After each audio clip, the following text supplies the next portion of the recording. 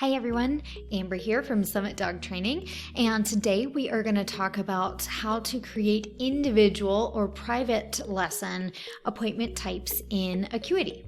Thankfully, this is a lot simpler than setting up a group class service, so if you made it through that video earlier in this series, I applaud you. This one will be a lot easier because private lessons are a little bit simpler than all the nuances that we have in a group class setting.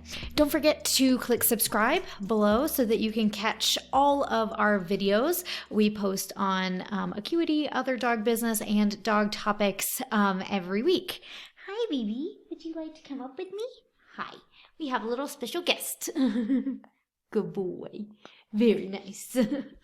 I've been using Acuity for my dog business for just about 5 years now, and I love how it has helped us grow and build efficiency and allow us to expand our services with minimal effort. We use Acuity for our individual services for all of our private lessons, as well as our group classes. So today we're going to focus on setting up the private lesson services in Acuity. Let's dive in. Under appointment types on the left-hand side of your Acuity dashboard, you're going to click on New Type of Service. From here, you'll be able to edit several settings to customize your service to what you need. You'll want to add a description of the individual service that will show up on your client scheduling page, just like we did for our group class services. You can add a confirmation message that clients will see after they schedule the appointment. At Summit, we use this to give clients details about their lesson that they might not need before scheduling, like location or what to bring, that sort of thing. You can set the duration of your service in number of minutes. There's also a feature to add time blocks on either side of your appointment time. This can be really helpful to manage your time if you allow clients to book on your calendar on their own. So they find your appointment link, they select the time. You want to make sure you have enough time to, turn over the room, to travel to and from appointments. And so whatever time that is for you, you could set that up as a block either before or after or both on either side of your appointment. Do you need 15 minutes? Do you need 5 minutes? That's your call, but Acuity lets you schedule that in. It's also important to note that you can choose whether to add this buffer before or after or both, before and after the appointment. Remember that other appointments will also have this buffer before and after. So if you put a 10-minute buffer before and a 10-minute buffer after on a particular appointment type, when you go to have two of those scheduled back to back, there's actually going to be a 20-minute buffer in between, 10 minutes from the end of the first one and 10 minutes on the top of the second one. So plan accordingly. If you only want 20 minutes in between appointments, don't put 20 minutes as a buffer for the default. You want 10 minutes as the default. That way, added together, you get to your goal of 20 minutes. How much buffer time do you like between appointments? I like about 15 minutes if I'm doing appointments at the same location, but some of my training colleagues and associates on my team like 30 minutes or 45 minutes between to give them time to really feel ready for their next lesson.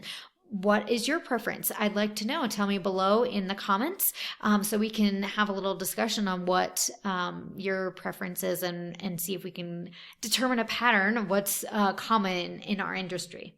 Okay, back to our private lesson service development. You can set the price for your private lesson or private appointment, as well as pick which category you want this service to show up in on your client scheduling page. For example, we have our private lessons organized by in-person or online so that they're grouped together based on what the client is typically looking for.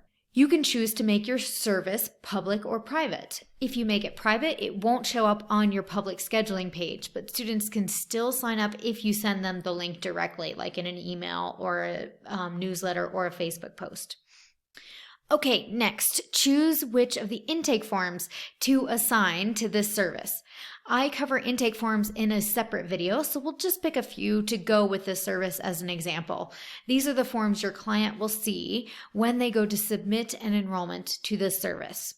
We still have one last step to complete in order to make this service available to your clients to schedule, and that is picking your availability window where you want or what times you want this service to be available. You may have selected a default availability when you were setting up your calendar, and I've covered availability settings in a separate video that I will link to below. Now we're all set and ready to go and save this service and get it out there to your clients. To learn more about getting Acuity set up for your pet business, you can grab my free 10-part checklist that I have created just for you to go through my top 10 steps, what I found to be most helpful when getting Acuity up and off the ground for building efficiency and a great client management system in my business. So grab that below. The link is in the description, and I hope it helps get you launched on your Acuity journey. Thanks for watching. Don't forget to subscribe, give this video a thumbs up, and check out the other videos on our channel for more content. See you next time.